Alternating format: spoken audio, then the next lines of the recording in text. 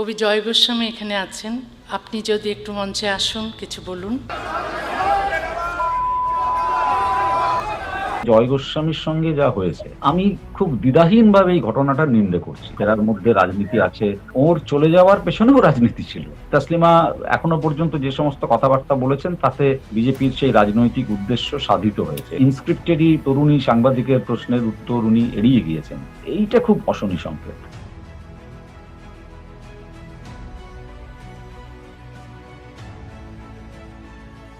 প্রথম কথা হচ্ছে যে তাসলিমা নাসরিন যে পশ্চিমবঙ্গে আবার ফিরে এলেন, সেটা খুব গুরুত্বপূর্ণ আমার কাছে। এবং আমি তো মনে করছি যে আমাদের পশ্চিমবঙ্গের যে রাজনৈতিক, সামাজিক এবং সাংস্কৃতিক ইতিহাস, সেখানে এই ঘটনাটি অত্যন্ত একটি গুরুত্বপূর্ণ ঘটনা হিসেবে ভবিষ্যতে চিহ্নিত হবে। এ কারণেই গুরুত্বপূর্ণ যে আমি চিরকাল লেখকের স্বাধীনতায় বিশ্বাস করে এসেছি।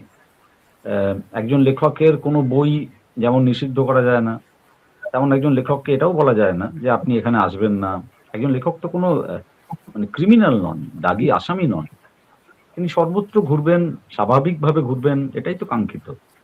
তো সেই জায়গা থেকে তাসলিমা যখন পশ্চিমবঙ্গ ছাড়তে বাধ্য হয়েছিলেন, তখন আমিও খুবই ব্যথিত হয়েছিলাম। তো সেই জায়গা থেকে তাসলিমা যে আবার ফিরে এলেন পশ্চিমবঙ্গে, সেইটা তো একটা অত্যন্ত গুরুত্বপূর্ণ বিষয় এবং খুব আমি বলবো যে আমাকে আশান্বিত করেছে। যদিও এর পেছনে অনেকে রাজনৈতিক উদ্দেশ্য, আহ, তাসলিমার ব্যক্তিগত কিছু লাভ ক্ষতির হিসেব নিকেশ এইসবের কথা বলেছেন, আমি তার মধ্যে ঢুকবো না। সেটা সময় আস্তে আস্তে প্রমাণ করবে যে তাসলিমা আগামীতে ভবিষ্যতে কি ভূমিকা নেন। আমি আপাতত যেটুকু দেখেছি তাতে আমি তাসলিমা নাসরিনকে আবার পশ্চিমবঙ্গে অবশ্যই স্বাগত জানাবো এবং চাইবো যে উনি যদি এখানে থেকে যেতেও চান তাহলে থেকে যান। তবে একটা কথা বলি যে সেই থেকে যাওয়াটা এরকম যদি হয় যে কেবলমাত্র সারাক্ষণ পুলিশ নিয়ে ওকে ঘুরতে হচ্ছে, কালো কাচে ঢাকা গাড়িতে, বুলেট প্রুফ গাড়িতে, এবং কতগুলো নির্দিষ্ট জায়গায় উনি যেতে পারছেন, তাহলে আর মানে পশ্চিমবঙ্গের বদল কি হলো? সেটা তো কোনো লেখকের জীবন হতে পারে না, একদমই হতে পারে না। এবং এইভাবে বেঁচে থাকা একজন মানুষের পক্ষে যে কি অসহনীয়, সেটা আমি নিজে অনুভব করেছি। আমি ভারতবর্ষের সরকারের প্রতিনিধি হিসেবে দুবার বিদেশে দুটি প্রতিনিধি দলের অংশ ছিলাম। তার মধ্যে একটির অভিজ্ঞতা ছিল এই যে বাংলাদেশে সেবার আমরা গেছিলাম এবং আমার সঙ্গে সারাক্ষণ সাদা পোশাকে ওদের গোয়েন্দা সংস্থার একজন মানুষ ছিলেন এবং সেটা যে কি অস্বস্তিকর। আমি ওয়াশরুমে গেলে তিনি তার বাইরে দাঁড়িয়ে থাকছেন, আমি চা খেতে কোনো একটা ছোট দোকানে বসলে তিনি পাশে দাঁড়িয়ে থাকছেন। আমি বাধ্য হয়ে তাকে বলেছিলাম যে দাদা, আমার এতখানি নিরাপত্তার দরকার নেই, আমি একটু নিজের মতো ঘুরে বেড়াতে চাই। উনি বলছিলেন আপনার কিছু হয়ে গেলে আমার চাকরি চলে যাবে। তো এই মানে সামান্য কটা দিন, 4-5 দিনের ব্যাপার ছিল, সেটা তাতেই আমার নাভিশ্বাস উঠে গিয়েছিল। তো সেখানে তাসলিমাকে বছরের পর বছর এভাবে থাকতে হচ্ছে। এবং এই যে এবারেও যে এসেছেন, এখনো পর্যন্ত যে অনুষ্ঠানগুলিতে উনি অংশ নিচ্ছেন, কিভাবে নিরাপত্তা রক্ষীরা তাকে ঘিরে থাকছে, সেই অনুষ্ঠান স্থলকে ঘিরে থাকছে, তো এটা তো খুব আবার স্বাভাবিক প্রত্যাবর্তন হলো না। উনি আগে যেমন আসতেন, নানা জায়গায় যেতেন, ঘুরে বেড়াতেন, আড্ডা দিতেন, সাহিত্যের অনুষ্ঠানে যেতেন, সেরকমটা যদি আগামীতে হয়, তবেই আমরা এটুকু বলতে পারবো যে মানে পশ্চিমবঙ্গের যে রাজনৈতিক অবস্থা, তার একটা সদর্থক প্রকৃত বদল হয়েছে। দ্বিতীয় যে অংশটা ছিল সেটা হচ্ছে যে জয় গোস্বামীর সঙ্গে যা হয়েছে, আমি খুব দ্বিধাহীনভাবে এই ঘটনাটার নিন্দা করছি। অনেকে বলছেন যে জয় গোস্বামীর এটা প্রাপ্য ছিল, অনেকে বলছেন যে উনি ওখানে গিয়েছিলেন কেন, ওর তো জানাই উচিত ছিল যে ওই অনুষ্ঠানে গেলে ওকে ধিক্কার জানানো হতে পারে। এটা তো খুব একটা অপ্রত্যাশিত নয়। কবি জয় গোস্বামী এভাবে অপমানিত হননি, অপমানিত হয়েছেন মমতা বন্দ্যোপাধ্যায়ের মঞ্চে দাঁড়িয়ে ক্যা ক্যা ছি ছি করা জয় গোস্বামী। এখন এই কথাগুলোকে আমি উড়িয়ে দিচ্ছি না, নানা মানুষ নানাভাবে দেখছেন, কিন্তু আমার কাছে যেটা সবচেয়ে গুরুত্বপূর্ণ সেটা হচ্ছে এই যে এই অনুষ্ঠানটি কিন্তু বিজেপির কোনো অনুষ্ঠান ছিল না। যারা বলছেন যে জয় গোস্বামী এই অনুষ্ঠানে গেলেন কেন, তাদের তো এই পাল্টা প্রশ্ন করা যায়, যদি এটা বিজেপির একটা অনুষ্ঠান হতো বা আমি ধরছি পশ্চিমবঙ্গ সরকারের একটা অনুষ্ঠান হতো, তাহলেও হয়তো ওর যাওয়াটা খুব একটা ঠিক হতো না এই মুহূর্তে, এবং ওর ভাবা উচিত ছিল যে কি হতে পারে। উনি আশা করবেন কি করে যে, বা আমি বা কেন মনে করব যে রবীন্দ্র সদনের 1000-এর বেশি আসন আছে, সেই আসনগুলো ভরিয়ে তোলা হবে কেবলমাত্র সেই মানুষদের নিয়ে যারা কট্টরভাবে, ওদের ভাষায় কোট আনকোট রাষ্ট্রবাদী। এটা তো আমি বলবো যে জয় গোস্বামীর পক্ষে অনুমান করা সম্ভব ছিল না।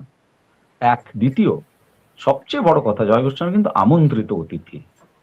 যেমন ওকে আমন্ত্রণ জানিয়েছেন, আমি যেটুকু শুনলাম, ওসমান মল্লিক, মূল উদ্যোক্তাদের একজন, 3 মূল উদ্যোক্তার একজন। এবং উনি কিন্তু এই ঘটনাটা ঘটার সময় দর্শকদের যে অংশটি এই ঘটনাটা ঘটাচ্ছিল তাদের বারবার অনুরোধ করছিলেন যে এমনটা করবেন না, শান্ত হন। তসলিমা ম্যাডাম চাইছেন যে উনি কথা বলুন, কবিতা পড়ুন। দ্বিতীয়, তসলিমা নিজে ওকে আমন্ত্রণ জানিয়েছেন, সেটাও ভুলে গেলে চলবে না। তাহলে জয় গোস্বামী যাবেন না কেন? একটা কি সমস্যা হয় যেটা অনেকে বুঝতে চাইছেন না বা পারছেন না, ধরা যাক আমার সঙ্গে জয় গোস্বামীর যে রাজনৈতিক মতামত তার কোনোই মিল নেই, কিন্তু তার বাইরে আমার সঙ্গে জয় গোস্বামীর তো ডেফিনেটলি একটা কবিতা লেখা সংক্রান্ত যোগাযোগ আছে। এবং এরকম অনেক আমাদের আমাদের যে সাহিত্যের জগৎ, সেখানেও নানা রাজনৈতিক মতবাদে বিশ্বাসী নানা মানুষজন থাকেন, এবং তাদের মধ্যে সহজ একটা যোগাযোগ আছে রাজনীতির বাইরে গিয়ে। রাজনৈতিক বিষয় নিয়ে আমাদের তর্ক হয়, বিরোধিতা হয়, সমাজ মাধ্যমে আমরা একে অপরকে কখনো কখনো আক্রমণ করে থাকি, সবই সত্য। কিন্তু এটাও সত্য যে আমরা একই সঙ্গে বাংলা ভাষায় লেখালেখি করছি, এবং যার ফলে সেই যে বৃত্ত, সেই বৃত্তের মধ্যে আমাদের একটা সহজ সম্পর্ক আছে, সেইটা অনেকে বুঝতে পারেন না। এবং বিশেষ করে যারা কেবলই একটি রাজনৈতিক দলের সমর্থক হন, সাহিত্য, শিল্প, সংস্কৃতির সঙ্গে যাদের কোনোই যোগাযোগ থাকে না, আহ, তারা তো একেবারেই এটা বুঝতে পারেন না। তারা মনে করেন যে তাদের সঙ্গে যেমন আরেকটি রাজনৈতিক দলের কর্মীদের প্রায় সর্বক্ষণ একটা মানে মানসিক লড়াই চলেছে, কুস্তি চলেছে, সেটা বোধহয় লেখক কবিদের মধ্যেও সারাক্ষণ ঠিক সেরকম অবস্থাটাই থাকে। এটা তো ঠিক নয়। আমি যে জন্য, যদি এই ঘটনাটার দায় শেষ পর্যন্ত কাউকে নিতে হয়, আমি বলবো যে কোথাও একটা ডেফিনেটলি, অনেকে বলছেন যে তাসলিমা কেন ওকে আমন্ত্রণ জানাবেন, তারা এটাও জানেন না যারা এরকম বলছেন যে এরকম অনেক সময় হয়। আমরাও জানি সেরকম আমন্ত্রণ, যে মূল যে উদ্যোক্তা সে হয়তো আমন্ত্রণ জানাননি। আমি হয়তো আমার এক বন্ধুকে বলেছি যে আহ, ওকে কি ডাকা যাবে, উদ্যোক্তাকে আমি বললাম যে একটু আপনি ওকে ইনভাইট করুন না। বা তাকে হয়তো, তিনি হয়তো, আমি দেখলাম যে তিনি সামনে বসে আছেন, তাকে হয়তো আমি বললাম যে আপনি কি একটু মঞ্চে আসবেন, যদি তাকে আমি গুরুত্বপূর্ণ মনে করেছি। এরকম হয়েছে, আমার আমার নিজের এরকম অনেক অভিজ্ঞতা আছে। আমি সেই জন্যই বলছি যে এটা যদি রাজনৈতিক অনুষ্ঠান হতো, সরকারি অনুষ্ঠান হতো, তাহলে সেখানে কতগুলো নির্দিষ্ট প্রোটোকল থাকে। সেরকম অনুষ্ঠান তো ছিল না। সহজ মানে সাংস্কৃতিক আদান প্রদানের একটা জায়গা ছিল, এবং মূলত তসলিমা নাসরিন তার কথা বলবেন, কবিতা পড়বেন, সাহিত্যেরই অনুষ্ঠান, যাতে একটা, অফকোর্স ডেফিনেটলি বলবো এই পরিস্থিতিতে, যাতে একটা রাজনৈতিক ডাইমেনশন ছিল যে অনুষ্ঠানটি। কিন্তু এটা তো রাজনৈতিক কোনো কর্মসূচি ছিল না, সরকারের কোনো কর্মসূচি ছিল না যে অতখানি প্রোটোকল, অতখানি নিয়ম নীতি সবসময় মানতেই হবে। তাসলিমা খোলা মনে আমন্ত্রণ জানিয়েছেন। ওর হয়তো এটা ধারণার মধ্যে ছিল না যে হল ভর্তি করে যারা রয়েছেন তারা কোনো একটি রাজনৈতিক মতবাদে বিশ্বাসী মানুষ। যে কারণে উনি হয়েছিলেন, হয়তো পশ্চিমবঙ্গের যে সারস্বত সমাজ, তাদের অনেককে আমন্ত্রণ জানানো হয়েছে, তারাই ওখানে গিয়ে উপস্থিত হয়েছেন। আমি বলবো যে এই ভুলটা, যদি সত্যিকারের কোথাও ভুল হয়, ভুল, আমি এটাকে খুব বড়, অনেকে বলছেন পরিকল্পিত চক্রান্ত, সেভাবে আমি দেখছি না। আমি যদি ভুল হয়, তাহলে ভুলটা হয়েছে কিন্তু আয়োজকদের।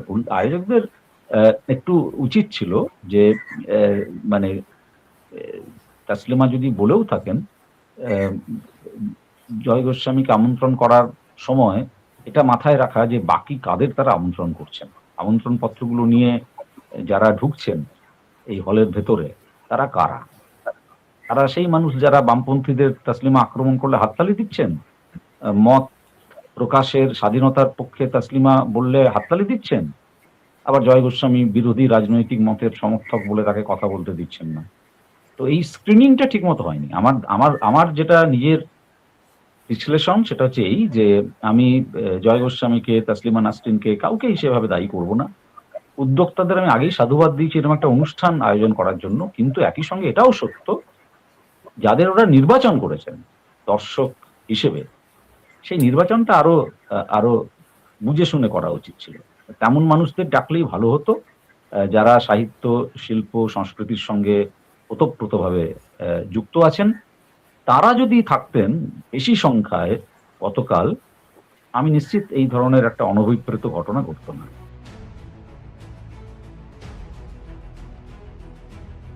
দেখো, এটা তো আমি একটু আগেই বলছিলাম যে অনেকে এই কথা বলেছেন এবং ফেরার মধ্যে রাজনীতি আছে অনেকে বলেছেন।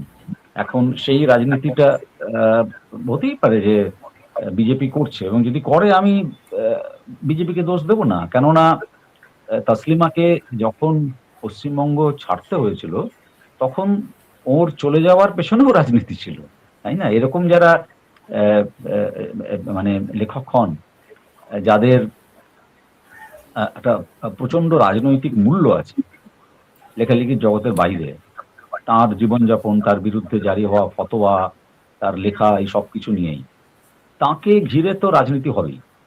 কাজেই যারা বলছেন যে একদম পরিকল্পিতভাবে বিজেপি ক্ষমতায় আসার পরই তাসলিমা নাসরিনকে পশ্চিমবঙ্গে আসার ব্যবস্থা করে দিয়েছে, বিজেপি তার আমন্ত্রণ জানিয়ে নিয়ে আসেনি, ব্যবস্থাটা ডেফিনেটলি বিজেপি সরকারই করেছে, নিরাপত্তার ক্ষেত্রে বিশেষ করে। তো তাদের একটা রাজনৈতিক উদ্দেশ্য আছে, এবং তাসলিমা এখনো পর্যন্ত যে সমস্ত কথাবার্তা বলেছেন তাতে বিজেপির সেই রাজনৈতিক উদ্দেশ্য সাধিত হয়েছে, এটা তো একেবারে নিশ্চিত। আমি এটার মধ্যে দোষের কিছু দেখছি না, মানে এটাকে বিরোধী রাজনৈতিক দলরা কাউন্টার করবেন, এবং ওই যে আমি বললাম যে চলে যাওয়ার সময়ও একটা রাজনীতি তার মধ্যে ছিল, আবার ওর যে প্রত্যাবর্তন ঘটলো তাতেও রাজনীতি আছে। যেটা লক্ষ্য করার সেটা হচ্ছে তাসলিমা ভবিষ্যতে কি করেন। ইতিমধ্যেই ইনস্ক্রিপ্টেডই এক তরুণী সাংবাদিকের প্রশ্নের উত্তর উনি এড়িয়ে গিয়েছেন। এইটা খুব অশনি সংকেত আমার কাছে। রাজনীতি আছে কিনা নেই সেটা তেমন গুরুত্বপূর্ণ নয়, কারণ এটা একটা প্রথা। রাজনীতির লোকেরা, লেখক, কবি, যাদের শিল্পী, যাদের রাজনৈতিক মূল্য আছে, তাদের ব্যবহার করতে চাইবেনই। হয়ে এসেছে, এটা ইতিহাসে বারবার হয়ে এসেছে। আমি সেটা নিয়ে খুব বিচলিত নই। আমি বিচলিত বরং তাসলিমার ওই নীরবতায়, ওই প্রশ্নের উত্তরের নীরবতা, এবং ভবিষ্যতে তাসলিমা কি করবেন সেদিকে তো অবশ্যই মানে খুব আগ্রহ নিয়ে তাকিয়ে থাকবে। আমি আশা করব যে ভবিষ্যতে সাংবাদিকদের এই ধরনের প্রশ্ন তাসলিমা এড়িয়ে যাবেন না, এবং উত্তর দেওয়ার ক্ষেত্রেও কোনো পক্ষপাত করবেন না, মত প্রকাশের ক্ষেত্রেও কোনো পক্ষপাত করবেন না। কারণ একদিক থেকে এটা যেমন সত্য যে বাংলাদেশে হিন্দুরা আক্রান্ত হয়েছে অতীতে, বা এখনো আক্রান্ত হয়, আহ, গত কয়েক বছরে আক্রান্ত হয়েছে, তেমন এটাও তো সত্য যে একাধিক মুসলিম এবং বাঙালি মুসলিম ভারতবর্ষের অন্যান্য রাজ্যে আক্রান্ত হয়েছে, এবং একাধিক বাঙালি মুসলিমকে বাংলাদেশি এই তকমা দেগে দিয়ে সীমান্তের ওপারে পাঠিয়ে দেওয়া হয়েছে। তাদের মধ্যে একজন দুজন পরে ফিরেও এসেছেন, কিন্তু তাদের কি মানে ভয়ঙ্কর একটা অভিজ্ঞতার মধ্যে দিয়ে যেতে হয়েছে। আমি আশা করব যে সংখ্যালঘুর উপর বাংলাদেশের আক্রমণ নিয়ে যেমন উনি সোচ্চার হবেন, তেমন অবশ্যই আমাদের দেশে, যখন উনি আমাদের দেশে আছেন, পশ্চিমবঙ্গে যদি থাকেন, পশ্চিমবঙ্গেও সংখ্যালঘু মানুষের ওপরে কোনো আক্রমণ হলে, তারা যদি বঞ্চনার শিকার হন, উনি সমানভাবে তার যে প্রতিবাদী কণ্ঠ, সেই প্রতিবাদী কণ্ঠ খুলবেন। এবং অবশ্যই আমি আবার একটা কথা বলছি যে প্রতিবাদের ক্ষেত্রে তাসলিমাকে আমরা অতীতে কখনো এই ধর্ম দেখে বিভাজন করতে দেখিনি। উনি হয়তো মুসলিম মৌলবাদের বিরুদ্ধে একটু বেশি কথা বলেছেন, তার অনেক কারণও আছে, কিন্তু এমনটা নয় যে উনি হিন্দু মৌলবাদের বিরুদ্ধে বলেননি। এই প্রথম একটা প্রশ্নের উত্তর উনি এড়িয়ে গেলেন, একটি দুটি প্রশ্নের উত্তর এড়িয়ে গেলেন, এবং সেটা তো আমি আবারও বলছি যে একটা অশনি সংকেত। আমি আশা করব যে উনি নিরপেক্ষতা বজায় রাখবেন।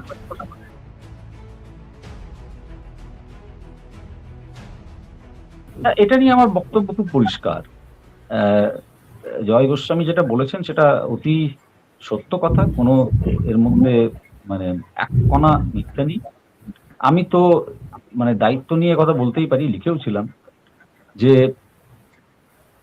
একাধিক তরুণ কবি রয়েছেন অবশ্যই মানে নারী পুরুষ নির্বিশেষে যাদের নিয়মিত ভয় দেখানো হয়েছে, এবং সরকারি রাজনৈতিক দলের ছত্রছায়ায় থাকা কিছু কিছু লেখক কবিরাই এই ভয় দেখিয়েছেন। কোনো রাজনৈতিক দাদারা কিন্তু নন, তাদের অত মাথা ব্যথা নেই। সত্যি কথা বলতে কি, মানে সারাক্ষণ রাজনীতি করছেন যারা, তারা বালির তোলা নিয়ে বেশি চিন্তিত। কবিরা কোথায় কি করলেন, কোথায় কোন অনুষ্ঠানে গেলেন, কোন পত্রিকায় লিখলেন, এসব নিয়ে আহ, কোনো মানে সেই অর্থে সমস্যা নেই। আমি যেমন মানে নাম করেই বলতে পারি, একজন খুব বড় কবি যিনি একটি প্রতিষ্ঠানের দায়িত্বে ছিলেন, একজন আরো বড় কবি যিনি সরকারি একটা গুরুত্বপূর্ণ কমিটির মাথায় ছিলেন। আমার কাছে নানা সময়ে নানা মানুষজন অভিযোগ জানিয়েছেন যে কখনো প্রত্যক্ষভাবে এরা বা কখনো এদের নাম করে কয়েকজন, আমি বলবো মানে কবির বেশে গুন্ডা, তারা নিয়মিত হুমকি দিত। আমার অনুষ্ঠানের ক্ষেত্রে হয়েছে, গদ্য পদ্য প্রবন্ধ বলে যে পত্রিকাটি আমি সম্পাদনা করি, সেই সেই পত্রিকার অনুষ্ঠানে যারা যারা যাচ্ছেন তাদের নিয়মিত হুমকি দেওয়া হয়েছে। এবং অনেকে আমাকে জানিয়েছেন যে দাদা এমন ভয় পাচ্ছি যে আমি যেতে পারবো না। শেষ মুহূর্তে বলেছে যে আমার নামটা পারলে কার্ড থেকেও বাদ দিয়ে দিন। এটা তো চলেছে, ধারাবাহিকভাবে এটা চলেছে। লেখার ছাপার ক্ষেত্রেও এমনকি এটা হয়েছে। আমি জানি আমার নিজের আহ, লেখা একটি পত্রিকায় কেন ছাপা হচ্ছে, সেই প্রশ্ন তুলে এদের মধ্যে একজন পত্রিকার সম্পাদককে সরাসরি ফোন করেছেন এবং নির্দেশ দিয়েছেন যে ওর লেখা যেন না ছাপা হয়। যেটা আরো দুঃখের, আমি যেটা শুনেছি, এখন এটা আমাকে সকলেই জানিয়েছেন, শুনেছি, এটার কোনো স্ক্রিনশট ডেফিনেটলি আমার কাছে নেই, কিন্তু বাকি যেগুলো বললাম তার একাধিক প্রমাণ আমার কাছে আছে। তরুণ কবিরা আমাকে জানিয়েছেন, একদম প্রমাণ হাতে নিয়ে আমি এই কথাগুলো বলছি। কিন্তু আমি শুনেছি যে এরা মমতা বন্দ্যোপাধ্যায় নেম ড্রপ করতেন, যে মমতা বন্দ্যোপাধ্যায় নাকি চাইছেন না যে এর লেখা হোক, মমতা বন্দ্যোপাধ্যায় নাকি ক্ষুণ্ণ হবেন আমরা যে অনুষ্ঠানগুলো করছি, আমরা যারা সরকারের সমালোচনা করতাম তখন, সেই অনুষ্ঠানে ওরা গেলে। মানে এটা আমি বুঝতে পারতাম যে হাস্যকর, কিন্তু একজন সদ্য লিখতে আসা তরুণকে যদি এই কথা বলা হয়, সে তো ঘাবড়ে যাবেই। কাজেই আমি বলবো যে তৃণমূলের জামানায় প্রথম 1-2 বছরের পর থেকে গোটা সাহিত্য জগৎটাতে ভয়ঙ্কর ভাবে একটা মাফিয়া রাজ চলেছে, গুন্ডা রাজ চলেছে, যেটা একেবারে সত্যি কথা বলেছেন জয় গোস্বামী, চিকিৎসা ক্ষেত্রের মতো, চলচ্চিত্র ইন্ডাস্ট্রির মতো একেবারে নির্ভর করেছিল থ্রেট কালচারের উপরে।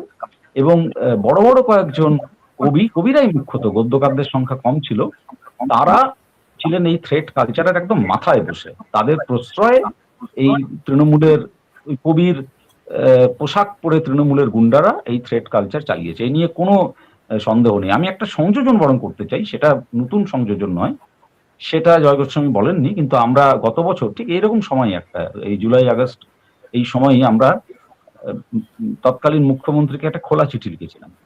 সেই খোলা চিঠিতে আমরা লিখেছিলাম যে স্বজন পোষণ হচ্ছে এই সমস্ত সরকারি প্রতিষ্ঠানগুলোই, কারা ডাক পাবেন কারা ডাক পাবেন না তা নিয়ে, এবং লিখেছিলাম যে